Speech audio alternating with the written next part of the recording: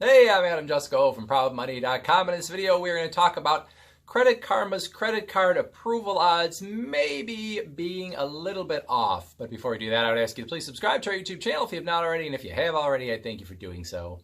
So recently, I've had some people contact me to talk to me about this, and I've seen things on online forums, not only recently, but even going back quite a ways, talking about the Credit Karma's approval odds that they give for credit cards that they feature on their website. Now, if you don't know, Credit Karma gives out free credit scores so that you can track your trends of your credit score. And then once they sort of have your information and know what your estimated credit score is, they also will pitch you on credit cards and other financial products. We're going to talk about mostly credit cards here.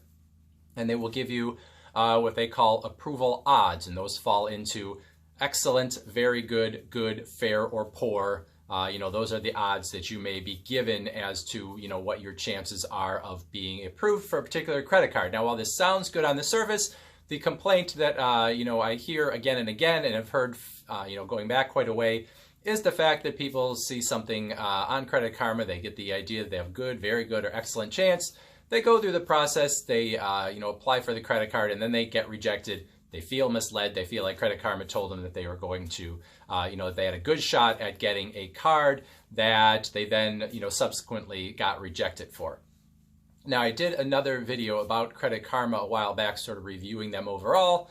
And basically what it boiled down to was the fact that I think Credit Karma is a good place for you to track the trend of your credit score, but not to put too much credence on the actual numbers that they give you there. And secondarily, know that by giving them all of this information, you are, number one, you're giving them a lot of information, so they know a lot about you, obviously. And number two, this is allowing them to pitch you on many products that they kind of have relationships with other companies. So, when they pitch you on a credit card, they have a relationship with the credit card company. And if you go through and you're approved for the card, they make money, right? So that is how they make their money. They don't make their money by giving you free credit scores.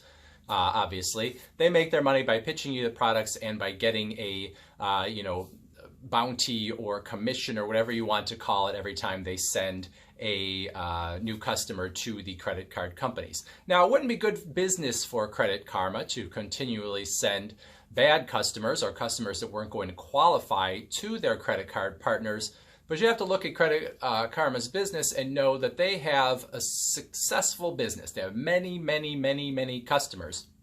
And so when you have that many customers and you have that many credit profiles there, you can afford to send, thousands and thousands and thousands of them through, because even if some of them get rejected, it really doesn't matter. Your company is still going to make an awful lot of money by referring people to the credit card companies. And if they get some false positives along the way in terms of, their methodology for deciding what those approval odds are, it doesn't really matter to them. They are making the money. Now, they don't want to have it happen too often because they want people to have some trust in their company. But as long as the numbers don't get too high, as long as they don't have too many of those false positives, then they're happy to go on and do their business as it is. And it's obviously a very successful business.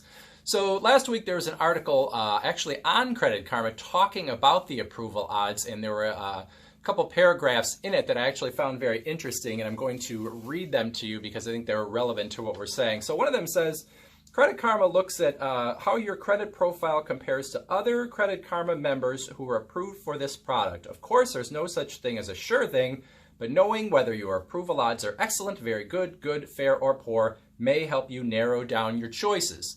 And then further on in the article, it says, Credit Karma provides Vantage scored 3.0 credit scores that are calculated by TransUnion and Equifax. However, a credit card company will likely use a different scoring model altogether. So essentially what Credit Karma is actually telling you is, we're going to pitch you on these credit cards, but the credit score that we have given you is not necessarily anything that the company that is actually going to approve you or reject you for the credit card is using. Probably more likely what those companies are using is a FICO score from Fair Isaac instead of the Vantage score that you are getting for free through Credit Karma. So you're being, you're getting a recommendation or an approval odds from Credit Karma, and then when they send you through to the credit card company, they're using a different scoring model, and Credit Karma doesn't know, for sure what the, how that is going to work out. They would like it to work out because it's good for them and you get the card you want. But if it doesn't, again, doesn't matter that much because they have so many customers. So overall, I just want to say, use the service to track your credit scores over time, to see the trend, to see if you are improving. It is a valuable service in that way, but you have to take it with a huge grain of salt. If you are being given, approval odds by Credit Karma, and you know in your head that these are cards that you can't imagine that you're really going to, be approved for, you should trust your gut on this one, because more than likely you are correct and they are wrong. You care more about you than Credit Karma cares about you. And so if you have the inkling in your head that this is, that these approval odds seem a little bit off, then you probably should follow your gut and not apply for cards. Especially if you're, you're worried about your credit score. Maybe it's not as high and you don't want to apply for cards that you're then going to be rejected for. So again, I don't mean to bash Credit Karma so much, but I think a lot of times people don't understand exactly what Credit Karma's business model is, and they see it as being a little bit more altruistic than maybe it is in terms of, wanting to help their customers, where in reality, they want to help their customers if they can, but they, want to help themselves maybe a little bit more than they want to help their customers. So that's it. Thanks for watching. Please go to proudmoney.com, where we talk about other personal finance topics, do credit card reviews, and all sorts of other fun stuff too. Thanks for watching. Bye.